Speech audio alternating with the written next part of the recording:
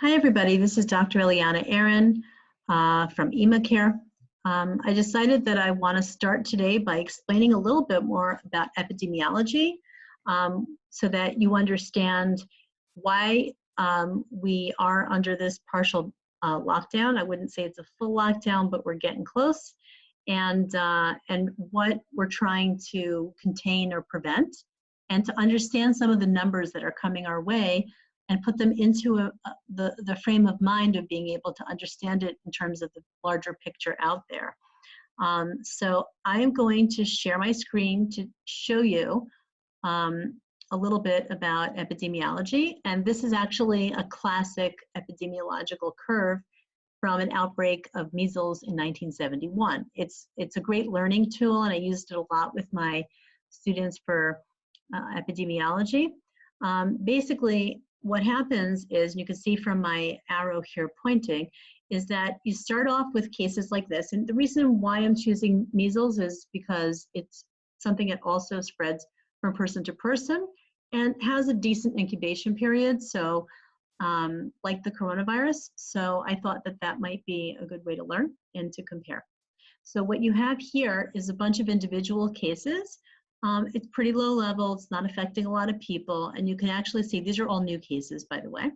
And you can see that in Israel, we also had this nice long flattish curve going up very, very slowly. And then what happens is all of a sudden you get a little jump. And what that is, that's the first epidemiological wave. So you have a bunch of people who are sick, and you want to manage it, obviously. But these people here were contagious over here. And so what ended up happening is that right around here, when people started getting it in a little bit bigger clusters, is that this started affecting people who are now sick here. So you actually ended up with people who, by the time you see that surge, the second wave is already getting ready to go. So, because they're already catching it. The other thing that happens sometimes, so there's a second wave here, you can see, and then there's a third wave, okay? And each wave is bigger than the one before it. And that is pretty typical in epidemiology. And when you look at the world, when there's an outbreak around the world, it works a little differently, but it also works in terms of waves. You have waves that are regional, which is why we saw Southeast Asia was affected first. That's China, Japan, South Korea. Shortly thereafter, we started seeing some cases in Europe. And it's not that all of the countries in Europe got it at the same time. It was spread out over a month.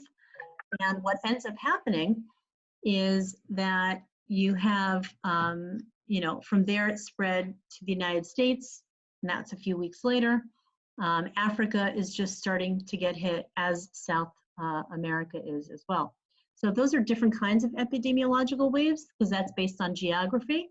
This is based on cases. So if we're talking about cases in Israel, this is more of the model that we're trying to prevent.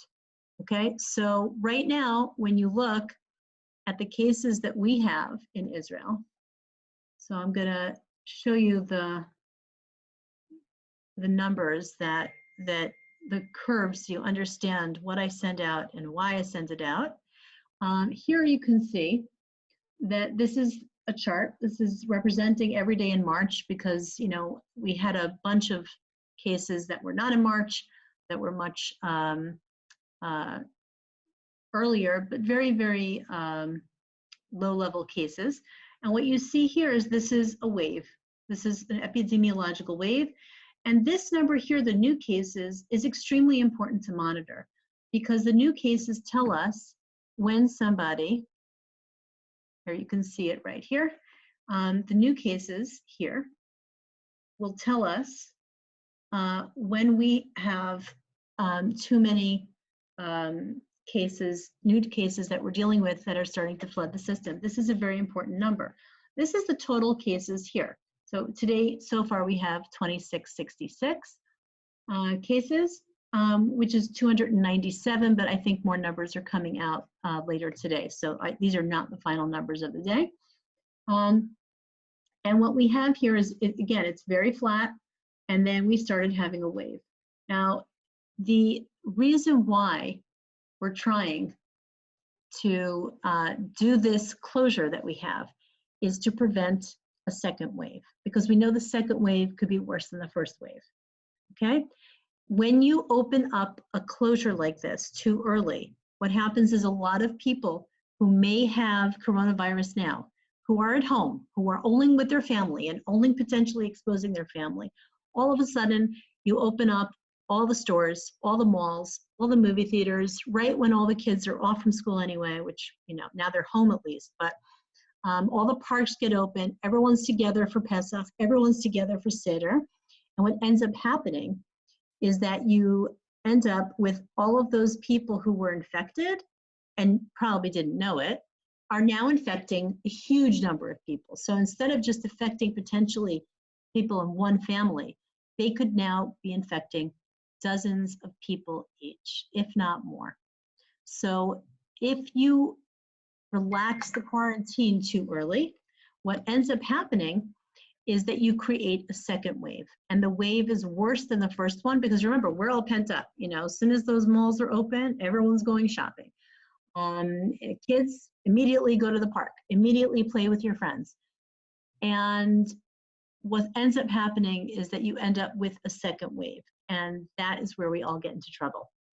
I want to show you a third analysis, which is something that right now does not look very sexy, but hopefully will give us a good idea of how cases are going.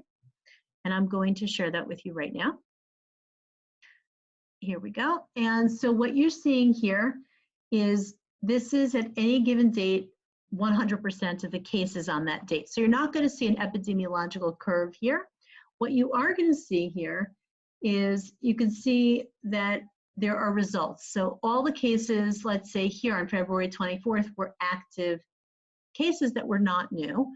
And what we're seeing here is it kind of looks like we're not going anywhere percentage-wise, because again, this is 100%,